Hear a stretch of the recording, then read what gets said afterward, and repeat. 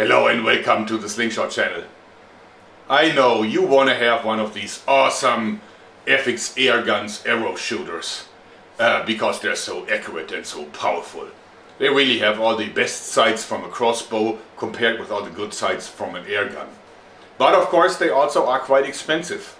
Even if you prefer to make one at home, of course less fancy but probably even more powerful, you came to the right place. Alright, dear YouTube reviewers, please don't delete this video and please don't demonetize it, I need the money. And anyway, this isn't a tutorial that teaches people how to make an illegal weapon. It is absolutely legal to do that here in Germany, and as I understand it's also legal in many other countries in the world. Of course it might also be illegal in other countries, so everybody needs to check their local laws before making one of these. But however, in Germany everybody can just simply walk into a store and buy this thing without any permit and so on. So what I'm teaching people here is really to make something that is not anywhere nearly as good as this one, but it is a homemade project. It's legally comparable to bow and arrow in Germany, and it's really closer to a crossbow, which also is not regulated and everybody can make them at home. But of course, all these parts you can find on Amazon, and Amazon in Germany does not sell anything that is considered a weapon following the German gun law. So even a crossbow you can't buy on Amazon, but you can buy the parts to make one. And I'm going to show you how. So here is the official challenge. I want to build an arrow shooter like this one, and I want to build it from scratch. This means just from parts that you can buy on Amazon or in any kind of hardware store around the corner, you know, mom and pop shop or a chain, doesn't matter. So all the critical parts we will order from Amazon, and all the other parts you can buy anywhere. It's kind of stupid to buy your screws on Amazon, isn't it? Alright, also it must be within a budget, it must shoot accurately, and it must have more power than even the top crossbow models that you can buy from companies like Barnett. So we will have to beat one of these. That won't be easy.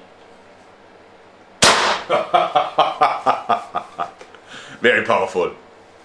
And of course this one can be quickly reloaded just by cocking the hammer one more time and putting on a new arrow. That won't be the case with ours. Ours will require pumping before you can do another shot.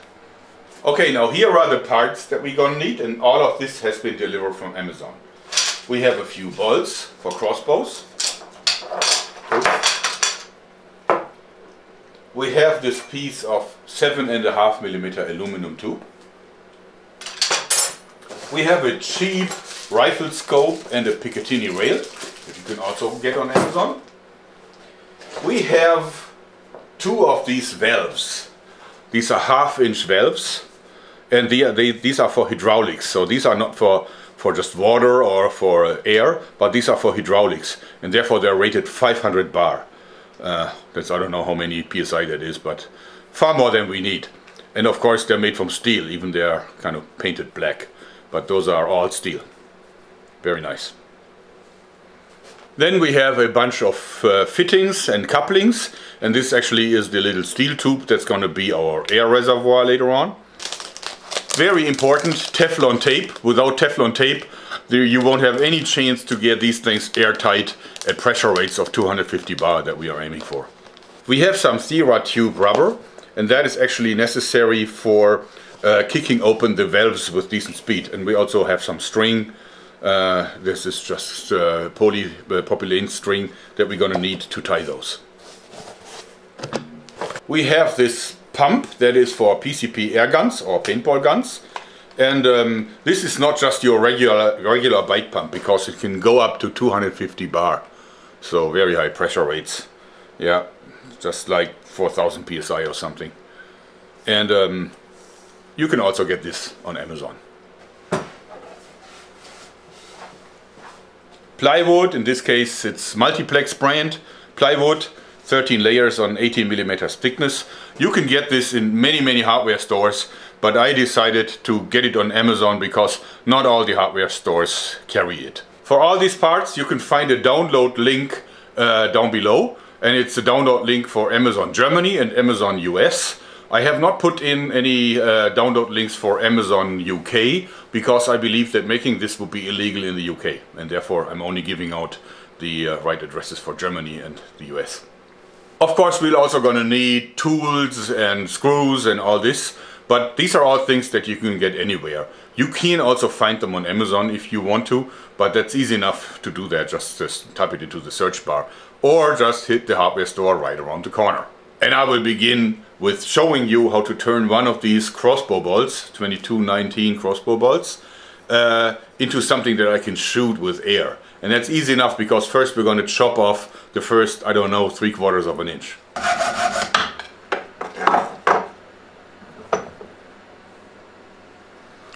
Because you need to get rid of this so that you can get this. And now you can see that it fits very, very nicely over this 7.5mm aluminum tube. Very nice. Yeah, that's the sound you want. And it will already shoot. Just take a normal compressor, put the nozzle into here. Of course, it's all not ideal, just for test. And then direct it to what you want to shoot at, and that's the principle. Super easy. We just need more power. Let me explain the basic mode of operation. We have two of these ball valves, and the principle is that this is going to be our compression chamber. So we're going to put pressurized air into this little tube, and this fits into here. Of course, we need to tighten it. And on the other hand, we attach, let me see which one, okay. Attach this one here.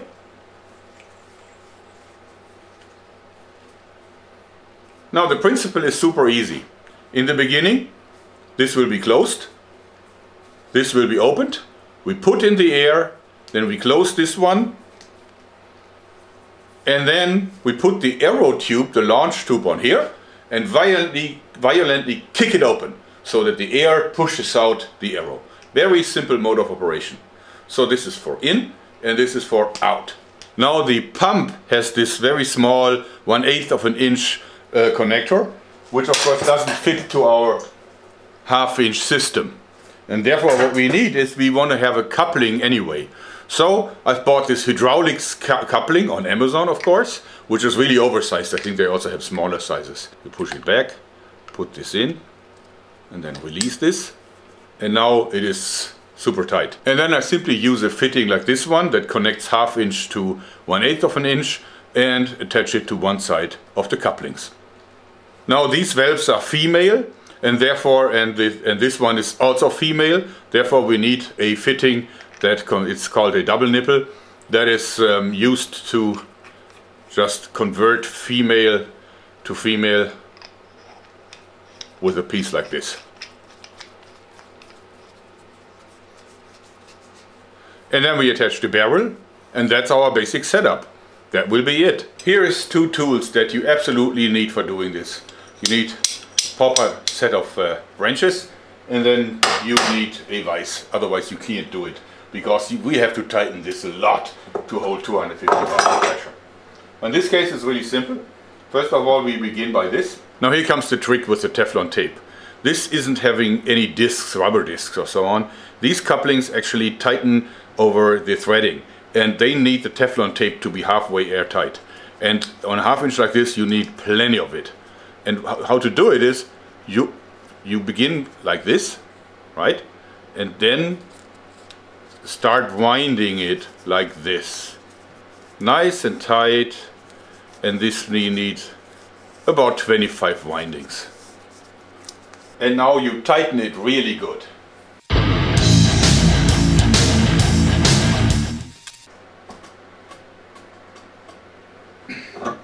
Alright, that should do the trick. Now the other side, and keep in mind you always want to turn this to the right, so clockwise orientation, because otherwise the Teflon tape will unwind itself automatically later on.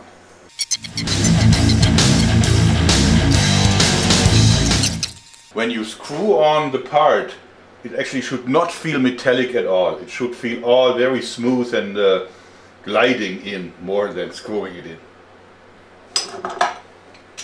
And when you use these wrenches, always use them this way. So always from that way, not the other way around, because that's the way how they tighten.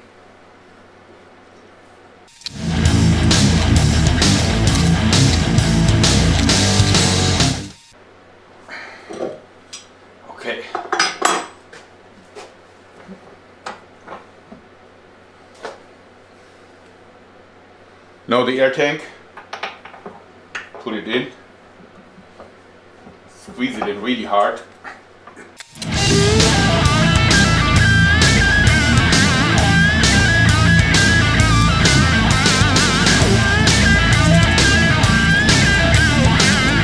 And now the other valve.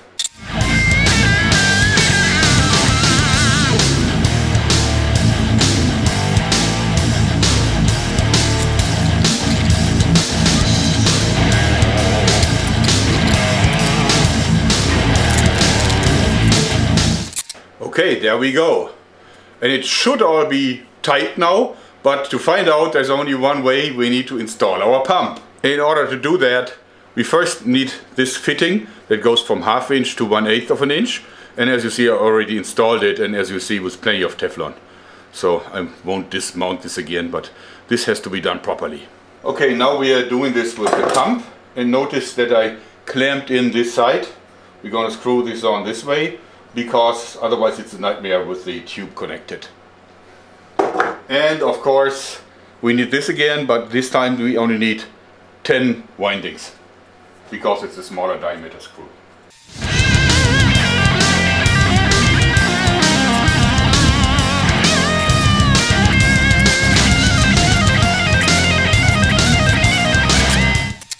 Okay.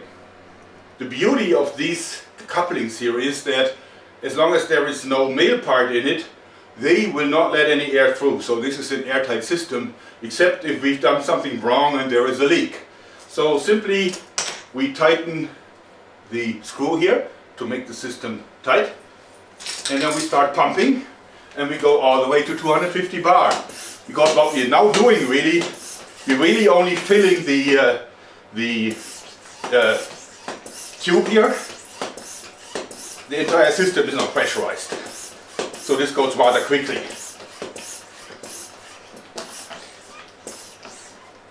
Okay, approaching 250 bar. Okay, and now we put this in water. Okay, put this in. Perfect. See, no bubbles at all. So this is tight. Okay, now we're pumping up the whole system.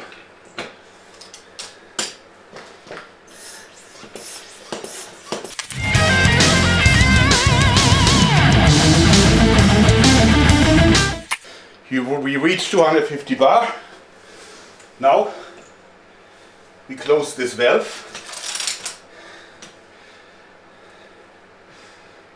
Okay. Now we release this here.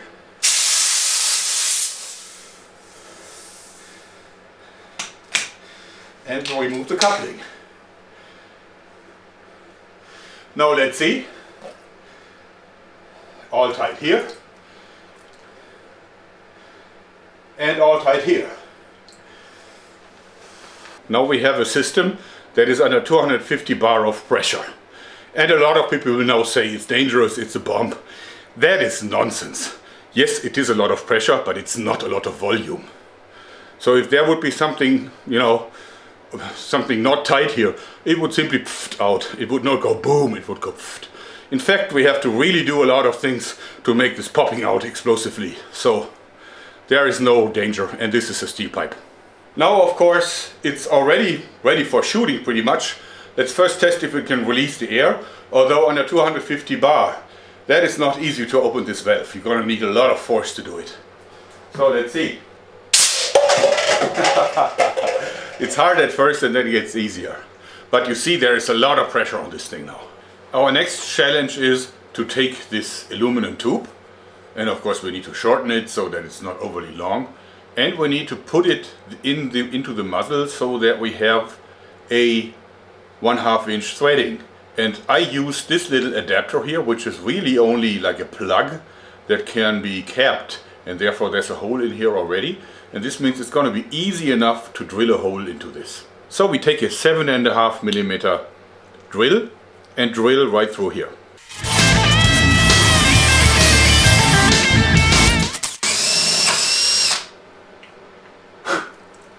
It's not easy to drill, but when you're finished you have a perfectly centered hole, which otherwise without a lathe would not be possible. And now it's cool. I recommend using a little bit of CA glue. Okay.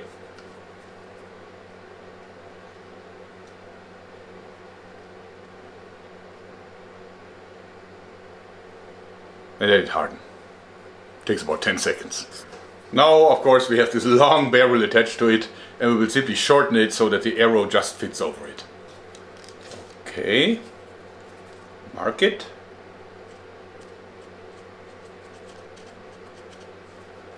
Then measure the length and shorten it. So, that's about perfect. Okay, let's do a test shot. Now, of course, this will be a lot weaker than the final shot because I can't yank it open fast enough to really get all the pressure right to the tip of the arrow instantly. But let's see. And whoa!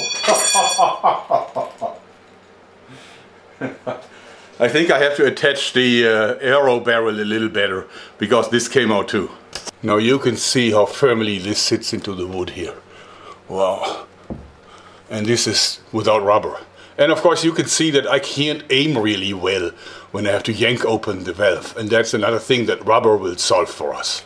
And we're solving that problem by filing in little grooves into the launch tube here and using 2-component epoxy glue, let it harden overnight. Alright, I fixed that now because I put epoxy in, but what I also did is I put a 5mm washer behind it so that actually there is no pressure on the rim of the tube. So it all goes straight through. And what I also did is I put some epoxy putty around it here to give it further stabilization. Next we need to remove this lever here because the shape is awkward and it is also too weak. It will actually not withhold the pressure of the lever hitting the stopper later on. So therefore we must make our own. And for that we need a little bit of a flat iron, and you can get this on Amazon of course, but you can also get this in any hardware store. This is 4mm times 30, but it doesn't matter. It can be a little thicker, a little thinner, it doesn't matter. First we need to cut off a good length of it. And now we need 2 holes, 10mm diameter, one here and one about here.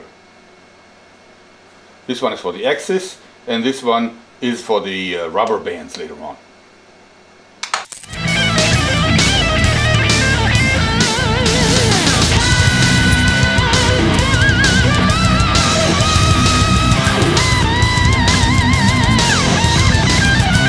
And now we need to file in edges so that this here actually sits in about this position here at about 45 degrees. So it can be opened like this.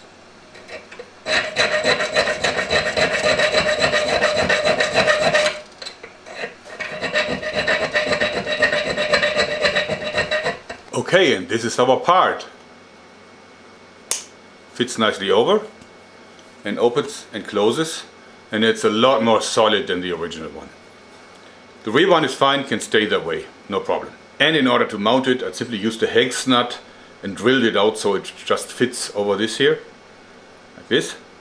And then I take the original screw with a washer and mount it. Not too much pressure, so that it's still easy to open and close. That's it. Next on our list is the clamps. The clamps are very important because they hold the system firmly onto the stock, and we'll make them out of plywood, but there's a lot of different tips that I can give you in that regard. But first of all, you need to print out like 2 of these. I made a few more from the document because it is very important that these fit.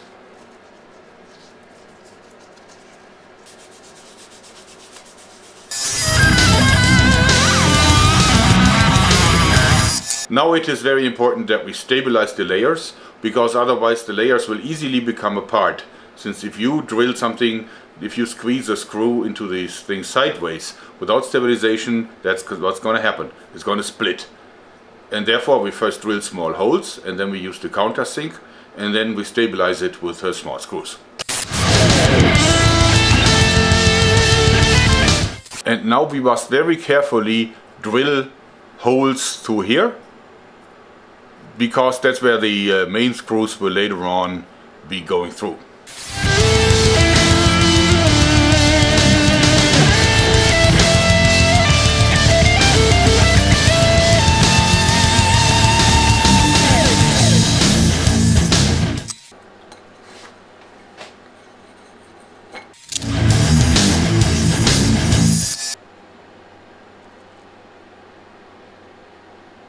And now we widen the this upper part with the 5mm drill. And now we use proper screws, and this time it's a 5x60mm wood screw, and we actually use a little washer here to make sure that the cone and the top is not going to split our wood apart.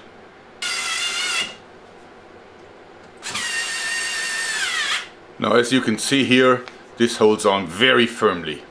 Very strong clamp. Note that I drilled 2 more stabilization screws in, as I noted that it was in fact a little bit splitting apart. But the drop of CA glue and the additional 2 screws fixed it. And now we're going to make 2 of these. Here you can see the 2 clamps actually in place. And you can also see that the front clamp is actually pressing against the valve here.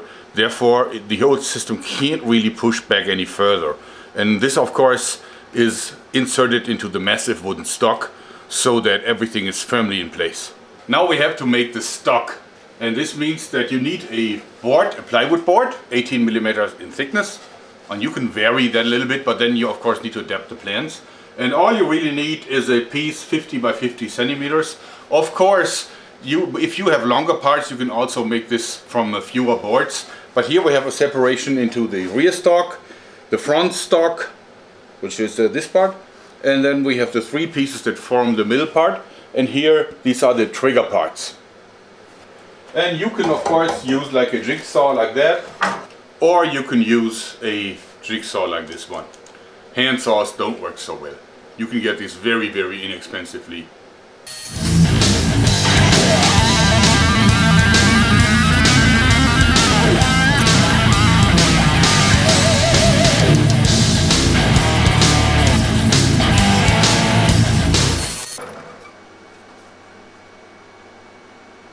Now we have all these parts: rear stock, front stock, middle part, right part, left part, trigger parts.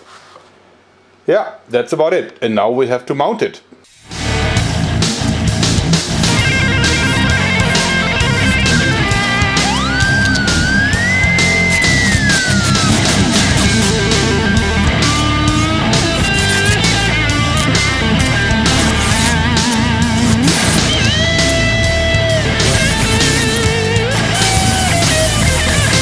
So this is basically our stock.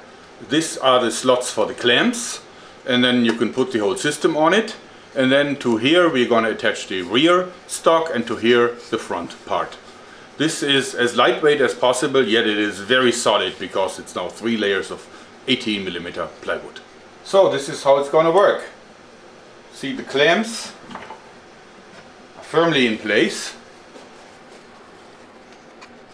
And you can see that actually the whole system cannot move backwards, because this hex nut here, that is a part of the valve, is actually pressing against the rim of the front clamp, which is solidly in place in the slot here. Next we need some epoxy glue, because this is what we're going to do to firmly attach the clamps to the wood.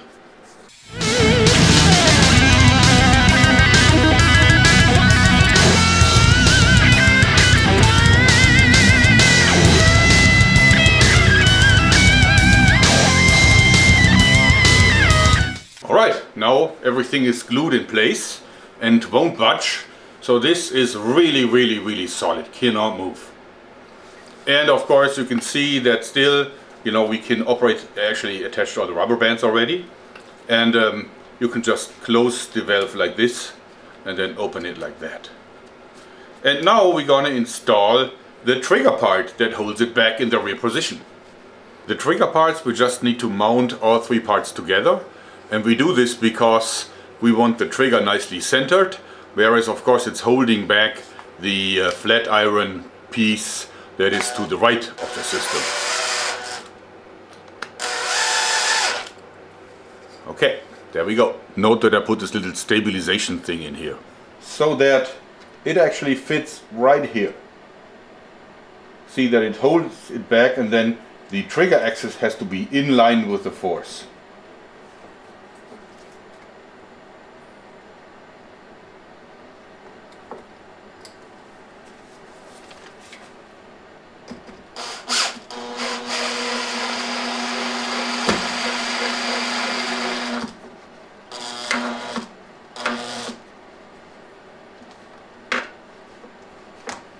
Like this.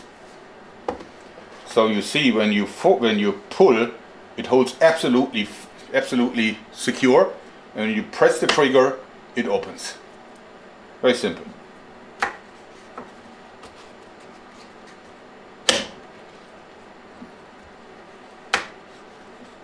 And now we need to make sure that this has a proper stopper, because the stopper that is put in here won't be sufficient with all the rubber we're going to use, and therefore we'll use a 12mm piece of a threaded rod. You can get this in any hardware store, and you also need the proper washers for this.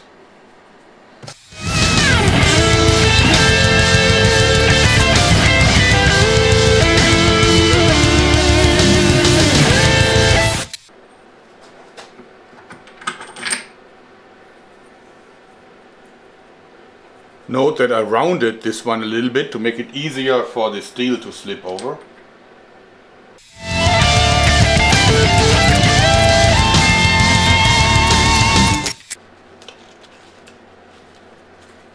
Now we will attach the front stock.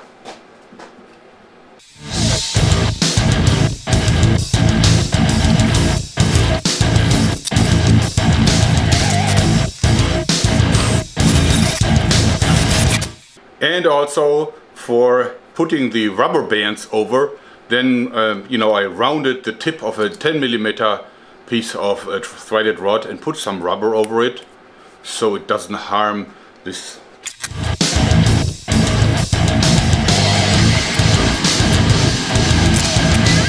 And now the rear stock.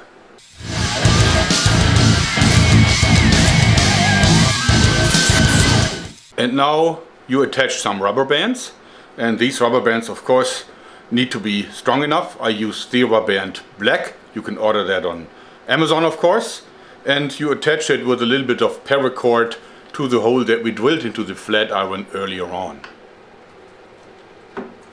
Okay, and then you take ring per ring and stretch it around the screw at the top. 1, 2 is enough for our test because there's no air in it. The harder you press it up, the harder it will be to shoot. And then if you shoot, it's just like bang. See how violently this opens, and we're going to add 2 more. Okay, it is time for us to do the first shot with the full trigger mechanism in place.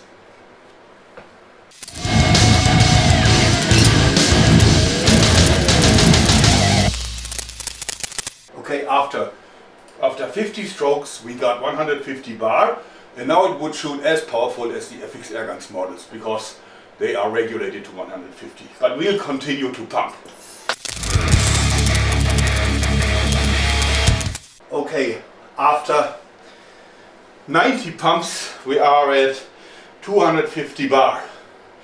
And now it's very hard already. Now let's put some more pressure in it.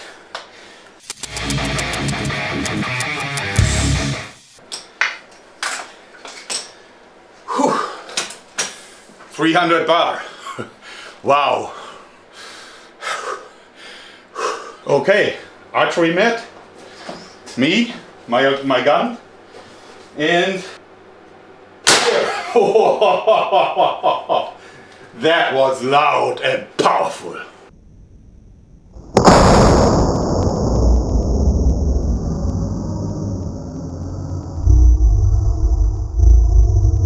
It actually had so much power that when it got through and was stopped by the vanes, then because I was shooting a little bit from an angle, it was bending the whole arrow. Yeah, Now we need to attach the scope, and for that we have to build the scope mount first. So we're sawing out these two parts, and this part has to be stabilized like previously, because this is going to be mounted sideways to the rifle, and this here will be attached like this, and will also make it possible to move it up and down a little bit to cover up for long range shooting.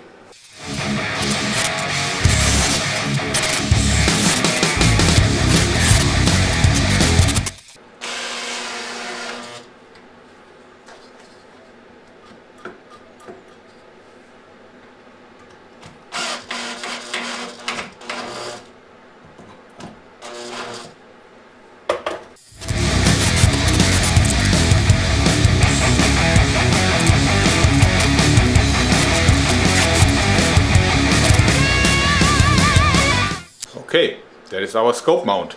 Now let's attach it to the weapon.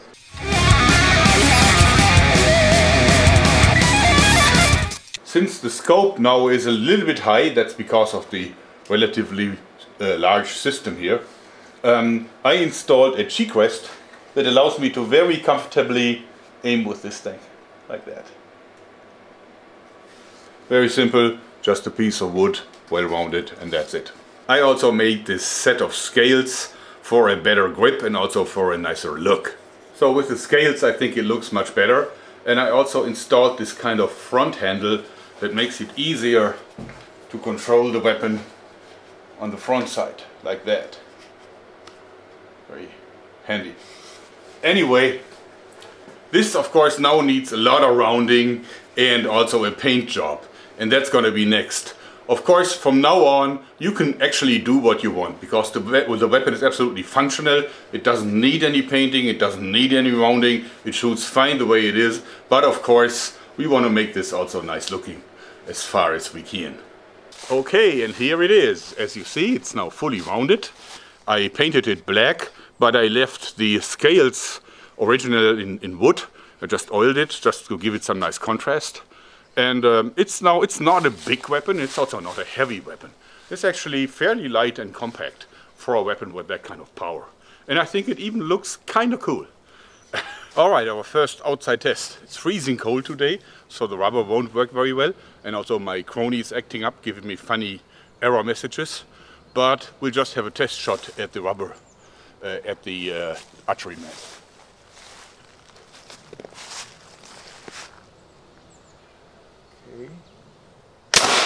Whoa! Seems like it shoots a little low, but otherwise it's really good. Okay, in comparison we're going to shoot with the great FXAirguns Bobcat arrow, and that one has been tuned up by myself, so it's doing about 120 joule, so it's a lot of energy in this thing. And I will try to hit the spot right next to it. It's a brand new archery mat, and let's compare how deep the two arrows penetrate. Of course here I don't have to pump, I can use my compressor, and it's then sufficient for about, I don't know, 25 shots or so.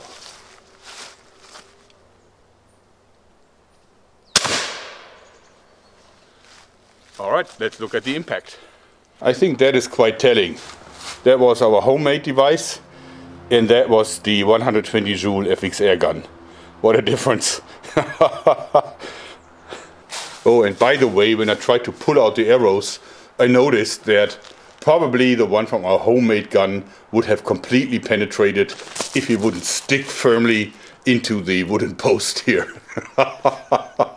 Amazing what kind of power. Whew, it's getting warm. Now if you don't believe me, then I encourage you to ask the guys that have been present at my event. We've been shooting with the FXAirguns weapons at exactly that mat, and they will be able to confirm that this is usually how deep these arrows penetrate, because it's a very thick archery mat. And of course our homemade one outperformed it by a great margin. I believe that has probably 300 joule of energy. But we'll find out, and I'll do another video once my crony is back in action, so that we know for sure, and we will also do some accuracy tests. Okay, we'll do one more shot a little bit to the right, so that we see how deep it really penetrates. Of course, even deeper. As you see, a good chunk of the fletching also went right through. Look how far these arrows poke out the backside. Amazing. And this is the very powerful FXAirguns that does about, I don't know, 105 meters per second with these arrows. Also, I just learned that obviously now these arrow shooters are also legal in the UK, just because it seems like it's the same legal situation as in Germany. And for that reason, I have decided that I will include the part lists for Amazon UK too. Some questions and answers. First of all, the plans, are they absolutely one-to-one? Well, only if you buy originally the parts that I bought on Amazon Germany, because you can't find the exact same parts in the US or in the UK, and therefore you have to slightly adapt the plans to match your system. Therefore, it is very important that you understand how it functions. It's easy enough anyway. If you have questions, I have a forum. Please feel free to join and ask questions and show me some pictures of what you have, and I will try to give you some tips how to make it work. Also, the question is, can this be filled from a bottle? Of course, you can attach a bottle. You can probably replace the entire rear stock with a bottle here. And then you only have to open the valve and then you can shoot another time. Of course, this doesn't have a regulator like the FXAirguns weapons. And this means that every shot will be a little bit weaker than the one before. But if you have a large enough bottle for the first 10 or 15 shots, you won't notice any difference. Okay, this is very thin, it's aluminum. Can this be replaced with steel? Of course it can. You can find 7.5 millimeter steel pipes, so it works. Question, the US version, why do I put in long arrows and also a thicker barrel? That's because I wasn't able to find the 7.5 millimeter aluminum tube on the Amazon.com site, probably because of the Imperial system. And therefore what I did is I found 532 stainless steel tubes and aluminum tubes, and also 8 millimeter tubes. And I found that the 2317 arrows will fit exactly over it, but you can't find 2317 bolts. Therefore, you just shoot arrows. They will actually will make the weapon a little bit longer, but on the other hand, you will increase the power even further.